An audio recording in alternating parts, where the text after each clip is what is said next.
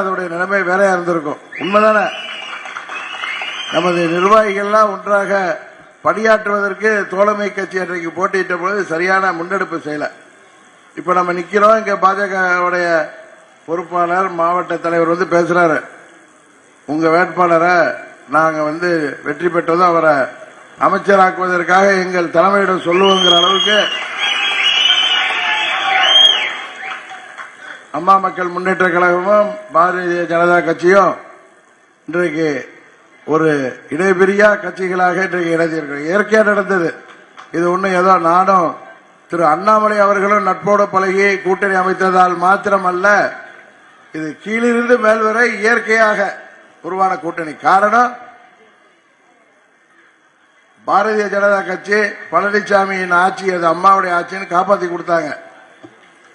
இல்லைன்னா இன்னைக்கு நம்ம 2017 நம்ம ஊதி தள்ளியிருப்போம் பழனிசாமிய. ஆனா அவங்க நம்மளுக்கு எதிராக இருந்தார்கள் என்பதை விட அம்மா அமைச்சு கொடுத்த ஆட்சி தொடரணுங்கிற நினைப்புல அவர்களை பாதுகாத்தார்கள்.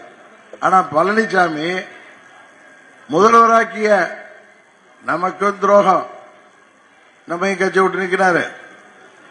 4.5 வருஷம் அந்த ஆட்சி தொடர்றதுக்கு காரணம் இருந்த சகோதரர் பன்னீர்செல்வம் அவர்களையும் கட்சியை விட்டு நீக்கிட்டார். அன்னைக்கு உடனே அவங்களை பன்னீர்செல்வம் போய் 11 எம்எல்ஏட கூட்டணி வைக்கலன்னா, டெல்லியை இவங்களை பாதுகாக்கலன்னா, நம்மளுக்கு இருந்த 21 எம்எல்ஏக்கள் அன்றைக்கு கவர்னர்கிட்ட போய் மனு கொடுத்ததை சரியாக அதை செயல்படுத்தி இருந்தா பழனிசாமி மாத்திட்டு வேற முதல்வரையே கொண்டு வந்திருக்க முடியும். அதுதான் நிலைமை. ஆனா பழனிசாமிக்கு இன்னொன்னு சொல்ற, கெட்டவர்களுக்கு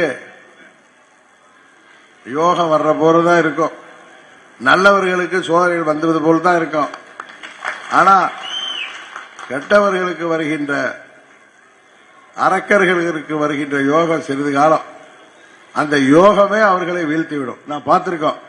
ஆனா நல்லவர்களுக்கு வருகின்ற சோதனையே அவர்களை உறுதியைப்படுத்தி அவர்களுக்கு சாதனை படைக்க வைக்கும். அப்படித்தான் இன்றைக்கு அம்மா மக்கள் முன்னேற்ற கழகம் அவ்வளவு சோதனைகளையும் தடைகளையும் கடந்து நான் ஆர்கே நகர்ல அம்மாவுடைய தொகுதியில அம்மா அவர்கள் மறைந்த பிறகு சுயேட்சையா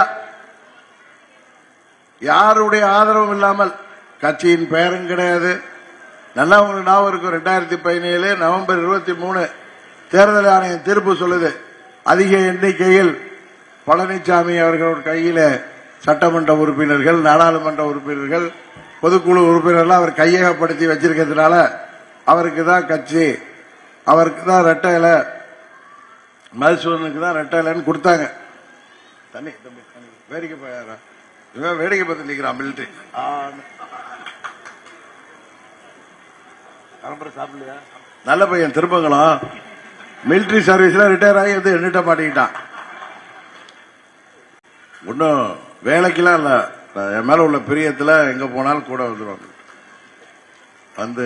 என் கூட இருக்கிறவங்க யாரும் என்னோட வேலைக்கு இல்ல. நீங்க பாப்பீங்க எல்லாம் ஒரு உறவினர்களாக நண்பர்களாக என் கூட பல பேர் இருக்காங்க. எப்படி கட்சியில நீங்க இருக்கீங்களா அது மாதிரி மாசம் 50,000 ரூபாய் பென்ஷன் வருது மிலிட்டரிக்கு. திருமங்கலத்தில் ஒரு மண்டபமே இவங்க மண்டபத்தை இவர் தான் பொறுப்பாளர். பாவம் கெட்ட நேரம் என் பின்னாடி பாவம் சுத்திக்கிட்டு இருக்காங்க. நானும் ஏன் மிலிட்டரி வர்ற ஒன்னும் எங்க சித்திய பெங்களூருக்கு பார்க்க போகல, 17 வருஷம் மிலிட்டரி சர்வீஸை முடிச்சுட்டு கடைசியா ரிட்டையர்மெண்ட்டுக்கு முன்னாடி ஜெயில் பாதுகாப்புல போட்டுருந்தாங்க. அங்க போனா என்ன பார்த்துட்டு அண்ணன் என்னன்னு வருவாரு, ரிட்டையர் ஆனதுன்னு பார்த்தா இங்க நிக்கிறாரு என்னோட. அதனால எங்க வெளியூருக்கு போனாலும் மிலிட்டரி வந்துடும். திருமங்கலம்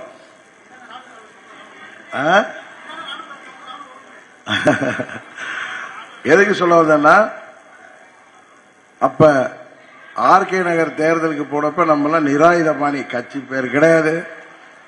இப்ப பன்னீர்செல்வத்தை ஆக்கி விட்டாரு பழனிசாமி, அது மாதிரி அன்னைக்கு நம்மள ஆக்கி விட்டாங்க. ஆனா என் கூட அம்மாவின் உண்மையான தொண்டர்களும் நிர்வாகிகளும் இருந்ததுனால அத்தனை பூத்திலேயே அங்க போய் நம்ம பழைய வரலாறு படிச்சிருப்போம். படை வீரர்கள் மாதிரி இறங்குனீங்க, எந்த ஒரு எதிர்பார்ப்பும் இல்லை. அங்கேயும் எனது மறைந்த நண்பன் வெற்றி அங்க ஒரு பெரிய நிர்வாக அமைப்பையே உருவாக்கி வைத்து ஆளுங்கட்சிக்கு சரி. பழனிசாமி ஓட்டுக்கு 10,000 ரூபாய் கொடுத்தாருமா? ஓட்டுக்கு.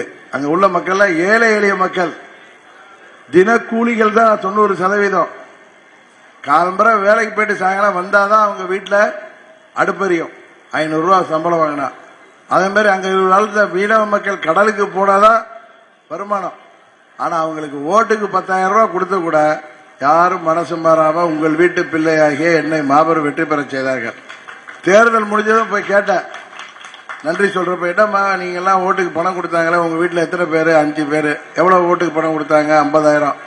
அவங்களுக்கு ஓட்டு போடலையா? போடல. ஏன்னா அது என்ன மக்கள் வரிப்படத்தை கொள்ளையடிச்சு வச்சிருக்காருங்க. அது எங்கள்கிட்ட வந்துட்டு உனக்கு துரோகம் பண்ணானுங்கல்ல, நாங்க பதிலுக்கு பண்ணிட்டோம்னு சொல்லிட்டாங்க. முடிஞ்சது கதை. அதுதான் இங்கேயும் நடக்க போகுது. பழனிசாமி கம்பெனி நிறைய பணம் வரும்னு நிறைய பேர் வெயிட் பண்ணிட்டு இருக்கான். வாங்கிட்டு சொல்லிட்டு ஓடிடுவான். ஈரோடு கிழக்குல அதே தான் நடந்துச்சு. எங்க தஞ்சாவூர்ல இருந்து வந்த பல பேரு லட்சாதிபதியா ஊருக்கு திரும்பி வந்துட்டான். புரியுதா உங்களுக்கு? என்ன சொல்றேன்னு புரியுது இல்ல? இங்கே ஏதாவது செய்ய போறான்.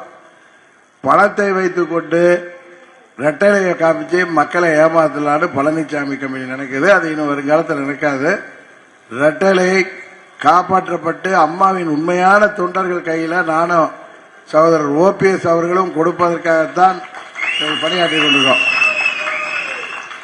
இன்றைக்கு நாடாளுமன்ற தேர்தலில் நிற்கிறதுக்கு காரணமே, நான் இங்க எம்பியா இருந்துட்டு போய் இந்த 15-20 வருடத்தில் வந்த எம்பிக்கள், நாடாளுமன்ற எம்பிக்கள் செயல்பாடையும் மக்கள் ரெண்டையும் ஒப்பிட்டு பார்க்கிறப்ப 15 வருஷம் கழிச்சு நான் வந்து பார்க்கிறேன். எல்லா ஊருக்கும் போறேன். 14 வருஷம் கழிச்சு நான் முன்ன எம்பியா இருந்தப்ப எப்படி வருவாங்களோ ஊரே திரண்டு வரவேற்றாங்க. நான் கேட்டேன், என்ன நீங்க மறக்கலன்னு? இன்னும் மறக்கவே இல்லப்பா, நீ கட்டி கொடுத்த கோயில் இங்க இருக்கு. நான் எதை எதிர்பார்த்து செய்யல. நான் தெரியுமா 15 வருஷம் கழிச்சு சுயேட்சா வந்து இங்க நிப்பேன்னு. அது அன்னைக்கு தொகுதியில பாராளுமன்ற உறுப்பினர் இருந்தப்ப மக்கள் எதை கேட்டார்களோ அதையெல்லாம் தனிப்பட்ட உதவிகளை என்னால் முடிஞ்சது செஞ்சேன். அரசாங்கத்தில் வேண்டியதை அம்மாவிட கேட்டு செஞ்சேன். இப்பயும் தனிப்பட்ட உதவிகளை என்னால தேர்தல் முடிஞ்சதை நான் செஞ்சிட முடியும். அதே மாதிரி இப்ப அம்மா அவர்கள் இருந்தா அம்மாட்ட கேட்டு எல்லாத்தையும் வாங்கி கொடுக்க முடியும். அம்மா நம்மளோட இல்ல. ஆனா பாரதிய ஜனதா கட்சி கூட்டணியில் இருக்கும். பிரதமர் மோடி 10 ஆண்டுகள் சிறப்பான ஆட்சி கொடுத்ததுனால மீண்டும் இந்தியாவின் பிரதமரா அவர் தான் வரப்போறாரு. இதை எந்த கொம்பனாலும் மாற்ற முடியாது. இதை எத்தனை கட்சி கூட்டணி அமைச்சாலும் பிரதமராக மோடி வரப்போறத யாராலையும் மாற்ற. இது உண்மைதான். நான் கூட்டணியில் இருக்கிறதுக்காக தினகரன் பேசுறேடா. நான் பேசுறதெல்லாம் இங்க இருந்தா பேசுவேன், இங்க இருந்தெல்லாம் பேச வராது, உங்களுக்கு தெரியும். அதனாலதான் என் கூட இத்தனை பேர் இருக்கீங்க. நம்ம யாரையும் ஐஸ் வச்சும் பேச மாட்டோம், தேவையில்லாதையும் பேச மாட்டோம். இதை நான் திமிரெல்லாம் சொல்லல, என் சுவாபத்தை சொல்றேன். எது முடியுமோ அது முடியுமா, முடியலன்னா முடியலமா. உண்மையை உண்மைன்னு தானே சொல்ல முடியும். பச்சையை பச்சைன்னு தான் சொல்லணும், சேப்பை சேப்புன்னு தான் சொல்லணும். நம்ம மோடி அவர்கள் கூட்டணியில் இல்லைனாலும் அவர் தான் பிரதம மந்திரி. தமிழ்நாட்டில் அவங்க போன முறையில் அவங்களால ஒரு எம்பி தான் வந்தாங்க. அதுக்கு முன்னாடி அம்மா இருந்தப்ப 37 எம்பி அம்மா வாங்கிட்டாங்க. இவங்க 2 எம்பி தான் வாங்கினாங்க, 3 எம்பி தான் வாங்கினாங்க. இந்த முறை 10 ஆண்டு சாதனைகளால் மோடி அவர்களின் செல்வாக்கு தமிழ்நாட்டில் உயர்ந்திருக்குங்கிறத எல்லாரும் ஒத்துதாகும். அது மதவாத கட்சி, அவங்க அது இந்துத்துவா நான் என்னவோ சொல்றாங்க. எனக்கு தெரிஞ்சு அதெல்லாம் தெரியல. எல்லா மதமும் இங்க ஹாப்பியா தான் இருக்கும். இங்க ஒன்றும் மதவாத சண்டையெல்லாம் இருக்கா? நம்ம ஊர்ல ஏதாவது இந்து முஸ்லீம் சண்டை இருக்காங்க? இந்து கிறிஸ்டின் சண்டை இருக்கா? ஜாதி சண்டை இருக்கா? ஏதாவது இருக்கு? எனக்காக சொல்லாதீங்க. எல்லாம் அண்ணன் தம்பியா இருக்கும். இன்னும் சொல்ல போனா தென்னிந்திய ஃபார்வர்ட் பிளாக் இருக்க நம்ம கூட்டணியில அந்த கட்சி கொடியும் நம்ம ஜான் பாண்டியனின் தமிழக மக்கள் முன்னேற்ற கழக கொடியும் அன்னைக்கு குள்ளப்புறத்துல 2 ஒன்னா பறந்துச்சு. எனக்கு ரொம்ப ஹாப்பியா இருந்துச்சு. நான் அங்கேயே சொன்னேன், தமிழக மக்கள் முன்னேற்ற கழகத்தை சேர்ந்த ஒரு இளைஞர் வேன்ல ஏறி எனக்கு தலையில முண்டாசிக்கிட்டு விட்டார். பார்த்தேன் என்னன்னா தலையில ஜான் பாண்டியன் கட்சியோட முண்டாசு கட்டிருந்தாரு. உண்மையாவே எனக்கு சந்தோஷமா இருந்துச்சு. இங்க நமக்குள்ளார ஜாதி சண்டையை உருவாக்கிட்டு குளிர்காயிறவங்களுக்கு எல்லாம் இடம் இல்லாம இன்னைக்கு பெரும்பான்மையா இருக்கிற சமுதாயங்கள் எல்லாம் ஒன்னா இருக்கும். அது மாதிரி மொழிவாரியா சிறுபான்மையா இருக்கவங்களும் சரி, மத ரீதியா சிறுபான்மையா இருக்க ஒன்னா இருக்கும். இப்ப எங்க கட்சியுடைய சிறுபான்மை செயலாளர் இருக்காரு துருக்கி ரஃபீக் ராஜா, அவர் ரொம்ப ஸ்ட்ராங்கா பேசுவாரு. அவர் தான் முன்னாடி எங்க கூட்டத்திலே நம்ம பாஜகவோட கூட்டணிக்கு போகணும், அதுல எது தவறு இல்லைன்னு மேடையிலே பேசினார். நான் வந்து யாரையும் கட்டுப்படுத்த சரவணன் பேசினார், அதை ஒரு தூண்டி விட்டு நான் தடுத்தடா எப்பா ஏதாவது பேசாத தப்பா பேசாதீங்க உட்காருக்குன்னு தான் சொல்லுவேனே தவிர, ஒரு அரசியல் இயக்கம்னா ஜனநாயகமா இருக்கணும், அதே நேரத்தில் கட்டுப்பாடு இருக்கணும். அந்த கட்டுப்பாடை உருவாக்கக்கூடிய பொதுச் செயலாளர் தான் இருப்பேன் தவிர, நீ காலம்பரை இந்த சாப்பாடு தான் சாப்பிடணும், நீ இந்த சட்டை தான் போடணும் அப்படின்னு நான் சொல்ல மாட்டேன். கரெக்டா? இது வந்து எல்லா மக்களுக்கும் பொதுவான இயக்கம். இது புரட்சி தலைவர் புரட்சி தலைவி அம்மா வெளிவந்த இயக்கம். தமிழ்நாட்டு மக்களின் நலனுக்காக இயங்கக்கூடிய இயக்கம். தேர்தல் வெற்றி தோல்வியெல்லாம் தாண்டி இன்றைக்கு இயக்கம் தமிழ்நாடு முழுவதும் சீரோடும் சிறப்போடும் செயல்பட்டுக் கொண்டிருக்கின்ற இயக்கம். இன்னைக்கு சில பேர் கேட்டாங்கன்னா 2 தொகுதி தானே வாங்கிட்டு இருக்கீங்க, உங்களுக்கு நிறைய எண்ணிக்கை முக்கியம் இல்ல, என்னதான் முக்கியம். தேசிய ஜனநாயக கட்சி கூட்டணியில நிறைய கட்சிகள் இருக்காங்க, எல்லாரையும் அகாமடேட் பண்ணணும்.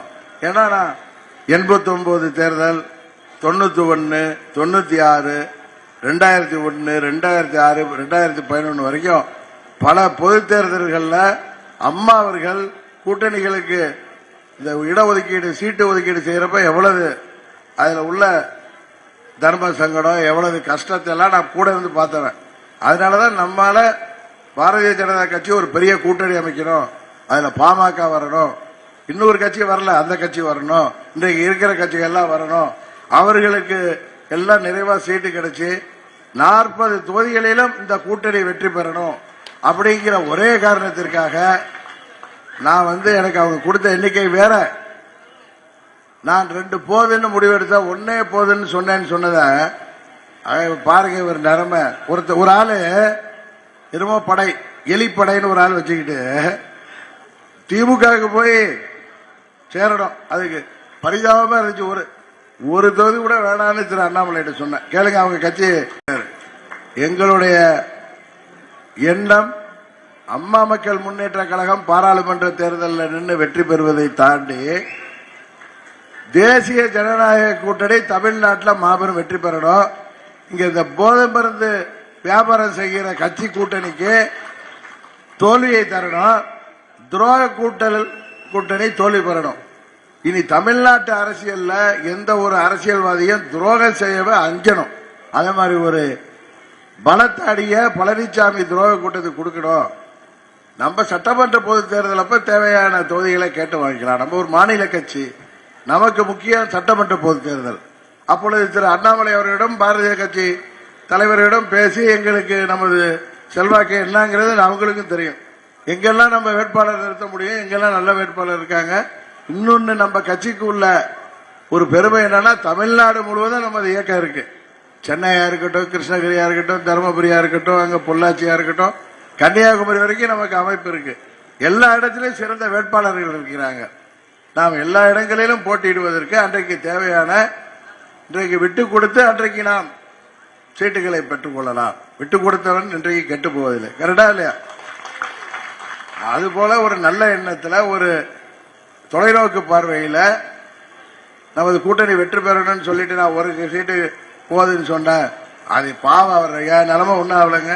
இப்ப கூட பாஜக என்ன சொல்றாங்க, அவர் ஜெயிச்சா அவரை மந்திரி ஆக்கிறதுக்கு நாங்கெல்லாம் சேர்ந்து எங்க பாரதிய கட்சி தலைமைக்கு நாங்க ரெக்கமெண்ட் பண்ணுவோங்கிறாங்க. நான் இன்னைக்குதான் அவரையே பாக்குறேன். உண்மையா சொல்றேன், எனக்கு அவரெல்லாம் நல்லா தெரியும்.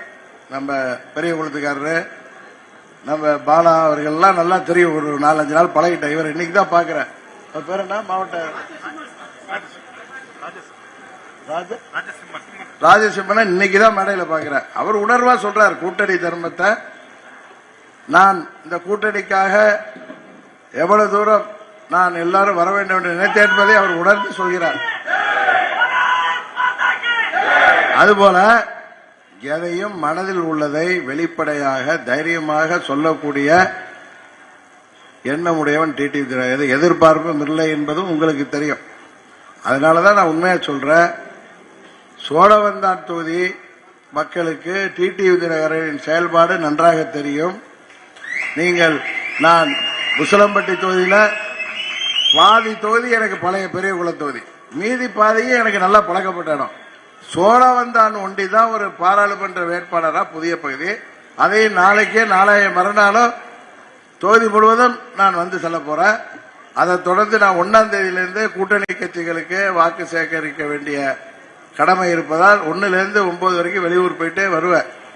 இடையில எனது துறவியார் நான் எல்லா நாளில் வந்து உங்களை சந்திப்பார்கள், எனக்காக வாக்கு கேட்க வருகிறார்கள்.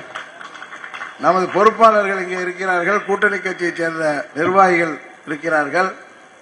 இந்த தேர்தலில் நமக்கு எதிரி யாருமே இல்லை, அதான் உண்மை. எப்படி மோடிக்கு எதிரி யாருமே இல்லையோ, இந்தியாவின் பிரதம வேட்பாளராக நமது தேசிய ஜனநாயக கூட்டணியின் வேட்பாளர் பிரதமர் அவர்களுக்கு, மோடி அவர்களுக்கு நேற்று யாருங்க பிரதமர் வேட்பாளர் இருக்கா? காங்கிரஸ் கூட்டணியில் யார் இருக்கா? ஸ்டாலின் வச்சு கூட்டணி யாரும் இல்லை, இன்னும் முடிவு பண்ணல. பழனிசாமி தான் பிரைம் மினிஸ்டர். மோடிக்கு எதிராக அது மாதிரி இங்க வந்து உதயசூரியன்லயும் ஒருத்தர் போட்டிடலாம், ரெட்டையிலேயும் ஒருத்தர் போட்டிடலாம். நான் இதை தற்பெருமையாவோ அகம்பாவத்திலே சொல்லல. தேசிய ஜனநாயக கூட்டணியின் வேட்பாளராகிய உங்கள் வீட்டு பிள்ளைக்கு எதிரில் வேட்பாளர் இல்லை என்பதுதான் முக்கியம். ஏன்னா ஒரு 10-11 ஆண்டுகள் நான் உங்களில் ஒருவனாக உங்களுக்காக இருந்து உங்களுக்காக பணியாற்றுவேன் என்ற நற்பெயர் எனக்கு இருக்கிறது. அந்த ஒரு நற்பெயரே எனக்கு வெற்றியை பெற்று தந்தார். எப்படி மோடி அவர்கள் 10 ஆண்டு பிரதம அமைச்சராக இந்தியாவிற்கு பாதுகாப்பையும் பல திட்டங்களையும் கொடுத்து ஊழலற்ற ஆட்சியை கொடுத்து வருகிறாரோ, அதனால அவருக்கு இணையான வேட்பாளர் இல்லை. அவரோட நான் என்ன கம்பேர் பண்ணிலாம் சொல்லல. ஆனா இந்த நாடாளுமன்ற தொகுதியில நம்மளுக்கு இணையான வேட்பாளர் இருக்கிறாரா என்பதை அவர்களே பேசிக்கொள்ளட்டும். இன்னொருத்தர் சொல்றாரு, அவர் இங்க ஜெயித்து காட்டுற. நான் என்ன ஜெயித்து, மக்கள் என்ன வேட்பாளரை நிறுத்தியிருக்காங்க. நான் வர வேண்டும் என்று இந்த மக்கள் விரும்புகிறார்கள். அந்த விருப்பம் இறைவன் நிறைவேற்றி வைத்திருக்கிறார். அதனால்தான் சொல்கிறேன், இந்த முறை குக்கர் சின்னம் மாபெரும் வாக்கு வித்தியாசத்திலே எங்கள் வெற்றி பெறப் போகிறது. சோழவந்தான் தொகுதியில உசிலம்பட்டி மற்றும் தேனி மாவட்ட தொகுதிகளை விட அதிக வாக்கு வித்தியாசத்தை குக்கர் சின்னத்திலே பெற்றுத் தருவதற்கு நீங்கள் அனைவரும் ஒற்றுமையுடன் எல்லா பகுதியிலும் பணியாற்றி ஒரு 20 நாள் உங்கள் சிறப்பான களப்பணி வீடு வீடாக சென்று தாய்மார்கள் சகோதரிகள் வீடு வீடாக சென்று திண்ணை பிரச்சாரம் செய்து குக்கர் சின்னம் டிடிவியின் சின்னம் என்று எடுத்துச் சொல்லி குக்கர் சின்னத்திலே மக்களை வாக்குகள் போட வேண்டும் என்பதை நினைவூட்டி என்னை மாபெரும் வாக்கு வித்தியாசத்திலே வெற்றி பெற செய்ய வேண்டுமாய் மீண்டும் பணிவன்போடு கேட்டு விடைபெறுகிறேன். நன்றி, வணக்கம்.